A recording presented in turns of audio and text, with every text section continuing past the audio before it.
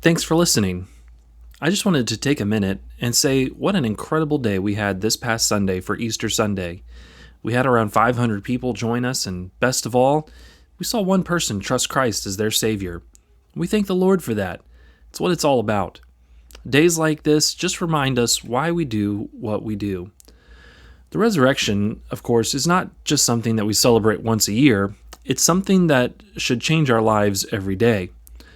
This last Sunday, we walked through the first 8 verses of Mark 16 and the story of the empty tomb.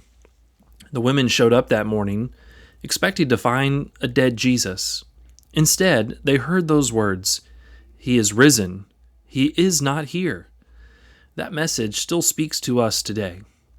We talk about how the resurrection calls for a response. We said on Sunday that we need to confront our expectations about Jesus. It's possible that you and I might care about Jesus and still misunderstand him. And that's exactly what these women were doing. They were sincere, but they were wrong. And honestly, we can do the same thing. We can shape Jesus around our experiences instead of letting his word tell us who he really is. The second thing we looked at on Sunday was our need to believe the truth of the risen Christ. The resurrection isn't just something to think about, it's something to believe. If Jesus is alive, then he is Lord, and that means we don't get to stay neutral. We either trust him or we don't. Third, we saw that we are called to go and tell. The message of the resurrection wasn't meant to stay at the tomb, and it's not meant to stay with us either. If we really believe that Jesus is alive, it should show up in our lives. It should come out in our conversations. And then finally, we talked about how we have to reject the fear that holds us back. Because those women heard the truth, but fear kept them silent. And if we're honest, that still happens today. Fear of what people will think, fear of change, fear of stepping forward. But at some point, we have to choose faith over fear.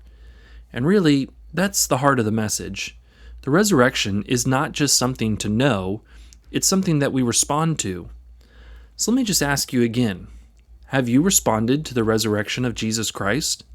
Not just do you know the story, not just do you believe it happened, but have you personally responded in faith?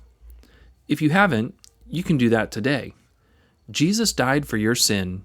He was buried, and he rose again so that you could be forgiven and made right with God. And if you'll turn from your sin and trust him, the Bible promises that he will save you. And for those of you who do know Christ, let me just encourage you this week. Don't keep the message to yourself. Look for an opportunity. Invite someone or talk to someone about the gospel.